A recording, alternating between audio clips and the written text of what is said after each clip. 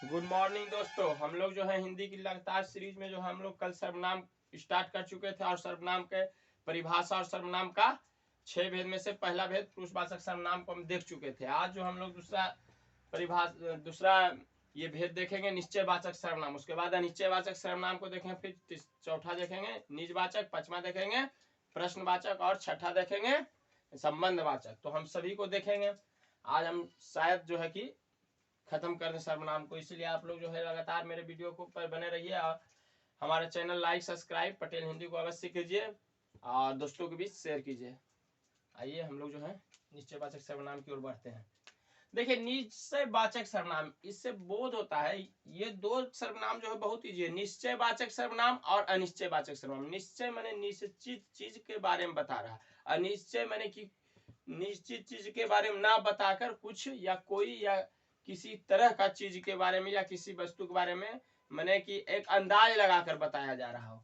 इसमें जो है नहीं पूर्ण रूपेण एकदम निश्चित है कि वो चीज यहाँ है या यहाँ है या वहां है, कुछ भी मतलब इसमें निश्चित का बोध कराएगा, उसमें अनिश्चित का बोध कराएगा। बस यही निश्चयवाचक सर्वनाम है और अनिश्चयवाचक सर्वनाम में अंतर है, या जो भी समझिए। उसका परिभाषा देखिए, इसका परिभाषा क्या है। निश्चयवाचक सर्वनाम जिन सर्वनाम शब्दों से किसी निश्चित वस्तु का बोध होता है उसे क्या कहते हैं, निश्चितवाचक सर्वनाम कहते हैं। निश्चितवाचक सर्वनाम को संकेतवाचक, देखिए ये याद रखिएगा, निश्चयवाचक सर्वनाम को संकेतवाचक सर्वनाम भी कहते हैं। निश्चयवाचक सर्वनाम एक होता है निज। निज माने अपने आप के लिए, अपना खुद निजी नहीं कहता ये निजी जमीन है बिक चुका है, माने वो उस किसी निजी व्यक्ति का है यानी कोई ले चुका है। निश्चय माने वो अलग चीज हो गया, ये जो है बताने से संबंधित है। निश्चय यहाँ है वहां, तो ये निश्चयवाचक सर्वनाम को क्या कहते हैं, एक अन्य नाम संकेतवाचक सर्वनाम भी कहते हैं। क्वेश्चन पूछ देगा कि निश्चयवाचक सर्वनाम को और किस नाम से जानते हैं, और दे देगा ऑप्शन में संकेतवाचक, तो संकेतवाचक मारना है। देखिए यहाँ क्या, ये चार गो का प्रयोग किया जाता है सर्वनाम का, या ये, यह या ये सर्वनाम का प्रयोग जो है निश्चयवाचक के लिए किया जाता है, जो कि पास वाले वस्तुओं को दिखाने के लिए किया जाता है। और वह और वे सर्वनाम माने कि निश्चयवाचक सर्वनाम का प्रयोग, ये भी निश्चयवाचक ही है, ये भी निश्चयवाचक ही है। वह और वे सर्वनाम का प्रयोग दूर वाले वस्तुओं के लिए किया जाता है। इस चीज को समझिए। जैसे देखिए यह किताब अच्छी है, माने ये जो है क्या है, इससे इस वाक्य को हम बोल रहे हैं यह किताब अच्छी है, यानी यह किताब नजदीक में है, दूर नहीं है, और निश्चित है कि यह किताब अच्छी है, मैंने गारंटी बता रहा है, निश्चित रूप से बता रहा है। उसी तरह से यह भ्रष्टाचार के विरोधी है, ये माने ये भी जो है नजदीक का ही मतलब बता रहा है कि ये भ्रष्टाचार के विरोधी हैं। उसी तरह से वह बहुत सुंदर है, माने ये थोड़ा सा दूर है या दूर है, वह बहुत सुंदर है। वे अच्छे लोग नहीं है, यह भी बहुत दूर के बारे में बोल रहा है कि वे अच्छे लोग नहीं है, माने कोई लोग है उसके बारे में वो बता रहा है कि वे अच्छे लोग नहीं है। तो आप लोग निश्चयवाचक सर्वनाम को अच्छी तरह से देख चुके होंगे, और इस तरह से ही सर इसमें कुछ है नहीं, बहुत ही इजी बेस पर है, एकदम बहुत इजी में लेकर हम लोग जो है कि चल रहे हैं। ये नहीं कि बहुत लेंदी पेंदी करके, नहीं, बहुत इजी बेस में है।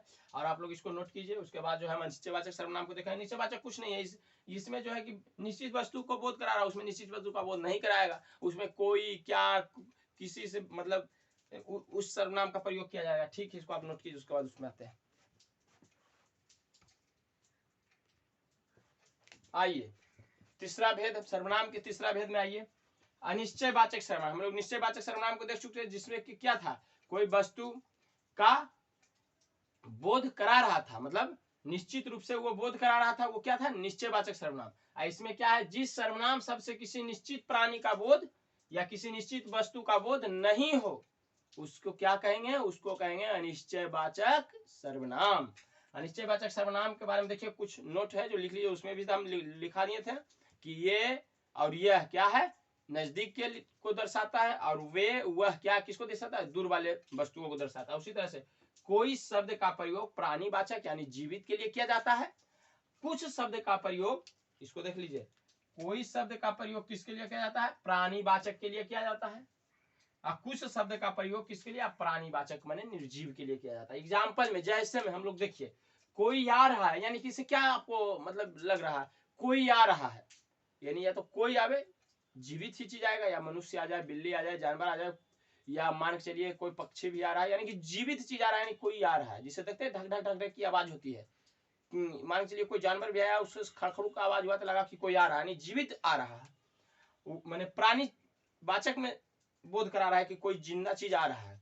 वह कुछ लाया है, कोई आया साथ में, मैंने कोई व्यक्ति आए, वो कुछ लाए हैं, पन्नी में कुछ फल या कुछ भी लाए होंगे, या वो क्या चीज है, वो आपका निर्जीव है, यानी वह अप्राणी वाचक है। उसी तरह दाल में कुछ काला है, दाल में आप लोग तो देखिए कहावत भी है, दाल में कुछ काला है, यानी कहने मतलब वो क्या है, जो कुछ काला जो दर्शा रहा है, कुछ ये कुछ जो दर्शा रहा है, ये क्या अप्राणी वाचक को दर्शा रहा है। कोई जो है किसको दर्शा रहा है, ये प्राणी वाचक को दर्शा रहा है, जीवित को दर्शा रहा है, या अजीवित को दर्शा रहा है, इसको आप समझिए। निश्चयवाचक सर्वनाम आप अच्छी तरह से समझ गए। अब हम लोग निजवाचक सर्वनाम को देखेंगे, इसको जब तक आप लोग नोट डाउन कीजिए। आइए हम लोग सर्वनाम के चौथा भेद को देखेंगे। निजवाचक सर्वनाम हम लोग निश्चित देख चुके थे, अनिश्चित देख चुके थे, लेकिन ये जो है निजवाचक है। पुरुषवाचक तो कल ही देख लिए थे, निश्चित अनिश्चित देख चुके थे, ये निजवाचक है। निजवाचक सर्वनाम, निज बने अपने आप के लिए, निजी अपने के लिए, खुद के लिए, स्वयं के लिए।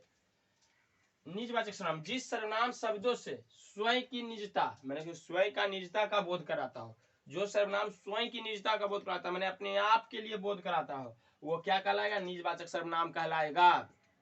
निजवाचक में प्रयोग होने वाले सर्वनाम कौन कौन है, आप, अपने आप अपने आप, स्वयं, खुद ही, स्वतः इत्यादि। मैंने ये सब जो है किसमें प्रयोग होता है, निजवाचक सर्वनाम के रूप में प्रयोग किया जाता है। अब देखिए एग्जाम्पल, जैसे में देखिए, मैं खुद ही सब कर लूंगा, खुद ही सब कर लूंगा, मैं खुद, यानी ये जो खुद आया क्या हुआ, देखिए खुद ही, सॉरी खुद ही जो आया क्या हुआ, ये जो है कि निजवाचक सर्वनाम को प्रदर्शित किया कि भाई मैं खुद ही अपने आप ही काम कर लूंगा, या मैं खुद ही सब कुछ कर लूंगा। आप भला तो जग भला है, आप भला मैंने आप किसके लिए आ रहा है, अपने के लिए आ रहा है, आप भला तो जग भला, मैं अपने आप काम कर लूंगा, अपने आप, अपने आप, मैं अपने आप, मैंने अपने आप, मैंने हम पर आ रहा है, मुझ पर आ रहा है, यानी कि निजी रूप से हम अपने आप को कह रहे हैं कि मैं अपने आप ही सब कुछ कर लूंगा या सब काम कर लूंगा। वह स्वतः ही चला जाएगा, वह स्वतः ही चला जाएगा, मैंने अपने आप के लिए वह स्वतः ही चला जाएगा, उसको कुछ करने की जरूरत नहीं, वह स्वतः ही चला जाएगा। यानी ये सब जो है खुद ही, आप, अपने आप, स्वतः ही क्या है, ये जो है निजवाचक सर्वनाम है। अब हम लोग देखेंगे किसको, संबंधवाचक सर्वनाम को, पचमा भेद संबंधवाचक सर्वनाम को, इसको आप लोग नोट कर लीजिए, बहुत ही, ये कुछ नहीं, निजवाचक सर्वनाम, निज मैंने अपने आप, निज मैंने स्वयं स्वतः, मैंने निजवाचक किसे कह सकते हैं, मोटा मोटी भाषा में हम लोग क्या कहते हैं, जिस सर्वनाम शब्द से अपने आप का, स्वयं का बोध कराता हो, वो जो है निजवाचक सर्वनाम कहता है। जैसे आप, अपने आप, खुद, स्वयं, स्वतः इत्यादि। आइए पचमा भेद में, सर्वनाम का पचमा भेद, संबंधवाचक सर्वनाम। इसमें देखिए संबंध मैंने क्या समझ में आ रहा है हम लोगों को, कि एक दूसरे से संबंध के बारे में बता रहा है, यानी कि वे सर्वनाम शब्द जो अन्य किसी संज्ञा या सर्वनाम से, अन्य किसी संज्ञा या सर्वनाम से संबंध का बोध कराए या संबंध का बोध कराता, वो क्या कहलाएगा, संबंधवाचक सर्वनाम कहता। यानी वे संज्ञा सर्वनाम शब्द जो संज्ञा या सर्वनाम से संबंध का बोध कराए, वो सर्वनाम, ये संबंधवाचक सर्वनाम कहलाएगा। जैसे इसका पहचान का सबसे आराम तरीका क्या है, जहां भी देखिए जो, सो, जितना, उतना, जितनी, जिसकी, उसकी, जो, ओही, मतलब ये सब किसका पहचान है, ये जो है संबंधवाचक सर्वनाम का पहचान है, ये लिख लीजिए जरूर। जैसे देखिए जैसे एग्जाम्पल में, पहला, जो खाएगा, जो सोएगा वो सो खोएगा, जो सोएगा सो खोएगा। यहाँ देखिए समझिए, यानी इससे क्या समझ, जो सोएगा सो खोएगा, यानी इसके मतलब क्या है, जो मैंने जो व्यक्ति, एक कहावत भी है, जो सोया जो खोया, यानी जो सो जाएगा, यानी कुछ बट रहा है या कुछ प्राप्त हो रहा है या कुछ दिया जा रहा है, अगर आप सो जाते तो आपको उठाया नहीं जाएगा, हिदायत कर दे रहा है कि आप मैंने उससे वंचित हो जाइएगा, यानी कि आप उसको खो दीजिएगा। यही मैंने एक मैंने कि संबंध दर्शा रहा है कि जो सोएगा वही खोएगा। मैंने इससे क्या संबंध पता चलता है कि अगर हम सो जाएंगे तो हम ही नहीं खोएंगे, कोई दूसरा थोड़ा खोएगा, वही कह रहा है जो सोएगा सो खोएगा। जो जागा सो पाया, ये भी हो सकता है, जो जागा सो पाया, जो सोया जो खोया, ये भी हो सकता है। जितना खाओ उतना ही लो, मैंने हम ही को या किसी व्यक्ति को कह रहे हैं कि जितना खाओ उतना ही लो। कोई पार्टी फंक्शन में जैसे मान के चलिए खिलाया जाता है, तो उसमें क्या कहा जाता है, जितना खाना है उतना ही लेना है, पत्तल पर बर्बाद नहीं होना चाहिए, यानी प्लेट पर नहीं छूटना चाहिए।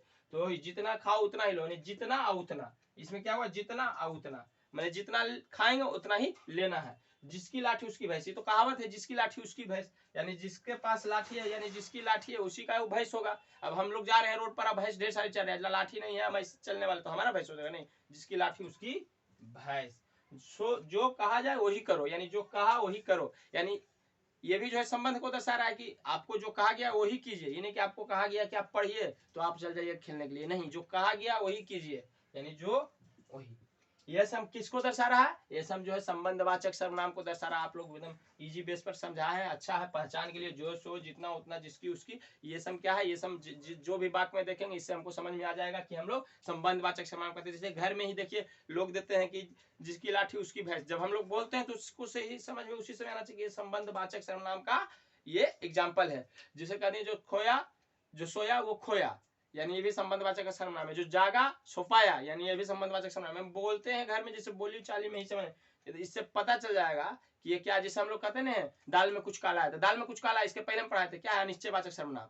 तो इस से पता चलना चाहिए कि वो बोलने से ही पता चलता है कि आप सर्वनाम, तो इससे क्या हो जाएगा कि आपको आराम होगा सर्वनाम पहचानने में, संज्ञा को पहचानने में, जिससे कि बोलचाल में ही जो सीख जाइएगा तो आपको इतना जरूरत भी नहीं है, हल्का फल्का इससे जो है कि सहायता लेने की जरूरत है। ठीक है, तो आगे हम जो है छठा भेद और अंतिम भेद जो है सर्वनाम को देखेंगे, आप इसको नोट डाउन कीजिए। चलिए आइए, सर्वनाम का अंतिम भेद यानी कि छठा भेद में हम लोग आते हैं प्रश्नवाचक सर्वनाम। प्रश्नवाचक सर्वनाम, इससे देखिए पता ही चलता, प्रश्न माने प्रश्नवाचक सर्वनाम का मतलब प्रश्न उससे पूछा जाएगा या प्रश्न किया जाएगा, यानी कि प्रश्न वाचक चिन्ह का प्रयोग होगा। यानी कहने का मतलब क्या हुआ, ये देखिए हम गलती कर दिए हैं, अभी हमको याद आया, यहाँ क्या होगा, प्रश्नवाचक चिन्ह का प्रयोग किया जाएगा। जैसे देखिए प्रश्नवाचक सर्वनाम, प्रश्न पूछने के लिए जिस सर्वनाम का प्रयोग किया जाता है, प्रश्न पूछने के लिए जिस सर्वनाम का प्रयोग किया जाता है उन्हें क्या कहते हैं? प्रश्नवाचक सर्वनाम कहते हैं। यानी जिस सर्वनाम शब्द से प्रश्न पूछने का बोध हो उसे क्या कहेंगे? प्रश्नवाचक सर्वनाम कहेंगे। जैसे कौन शोर कर रहा है, यानी कि प्रश्न यहाँ पूछ रहे हैं कि कौन शोर कर रहा है, तुम कहाँ रहते हो, जिसे हम किसी से पूछ रहे हैं कि तुम कहाँ रहते हो, तुझे क्या हो गया, ये सब क्या है? क्या, कहाँ, कौन। इसमें देखिए लिख दिया, इन वाक्यों में, इन तीनों वाक्यों में कौन, कहाँ, क्या क्या है? प्रश्नवाचक सर्वनाम है। बहुत ईजी है, यानी कि कौन आया, कहाँ और क्या, ये सब जब वाक्य में लगा हुआ हो तो इससे समझ जाइए कि वो जो है प्रश्न पूछने की दृष्टि से लगाया गया है और ये क्या है? प्रश्नवाचक सर्वनाम है। हम लोग जो है कि सर्वनाम का टोटल भेद देख चुके हैं, सर्वनाम को भी जान गए हैं कि सर्वनाम यानी सभी नाम को ज्ञान कराने, सॉरी, सभी नाम के बदले आने वाले शब्द यानी संज्ञा के स्थान पर आने वाले शब्द को सर्वनाम कहते हैं। कल हम बताए थे सर्वनाम, सभी नाम, नाम का मतलब संज्ञा, यानी सभी संज्ञा या नामों के बदले आने वाले शब्द को क्या कहेंगे? सर्वनाम कहेंगे। और सर्वनाम के 6 भेद था। पहला भेद प्रश्नवाचक सर्वनाम था। प्रश्नवाचक सर्वनाम थोड़ा सा रिपीट कर, रिवाइज हो जाता है।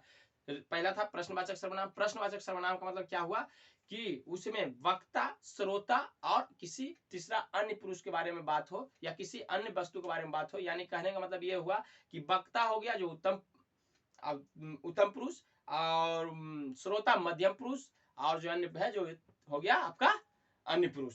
यानी कहने का मतलब वक्ता जो हो गया, वक्ता के लिए क्या शब्द का प्रयोग किया जाएगा?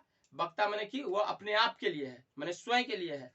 और इसमें जो है यह हुआ, और उसके बाद जो है कि आप, मैं, मुझे, इसका मतलब इस सर्वनाम का प्रयोग किया जाता है उत्तम पुरुष में।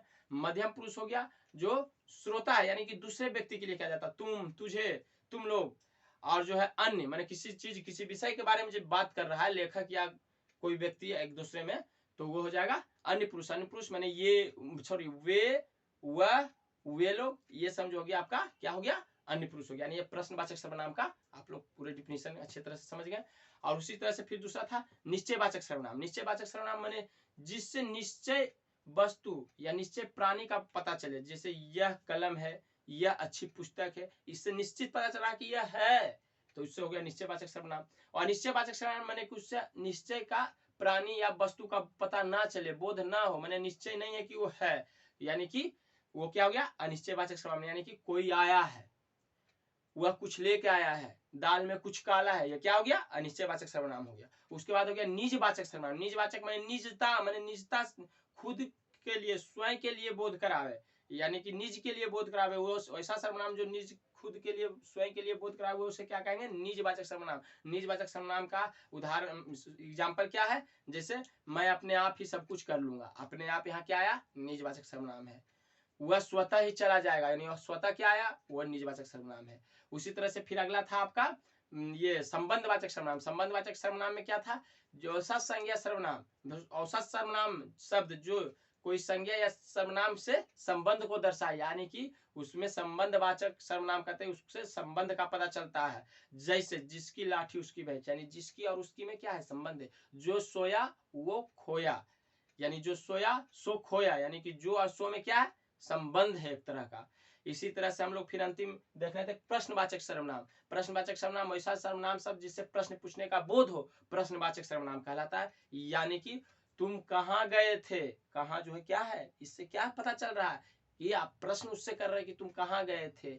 उसके बाद क्या था, तुझे क्या हो गया, क्या किसका डिनोटेड है, प्रश्न पूछने की बात आप कर रहे हैं कि तुझे क्या हो गया। तो ये सब जो है हम लोग छह सर्वनाम को देख चुके हैं, सर्वनाम के छह भेद को सॉरी देख चुके हैं। आप लोग को यह वीडियो कैसा लगा कमेंट में लिखिए, और आप लोगों के लिए हम लगातार जो है हिंदी की रेगुलर बाई पर जो है वीडियो ला रहे हैं।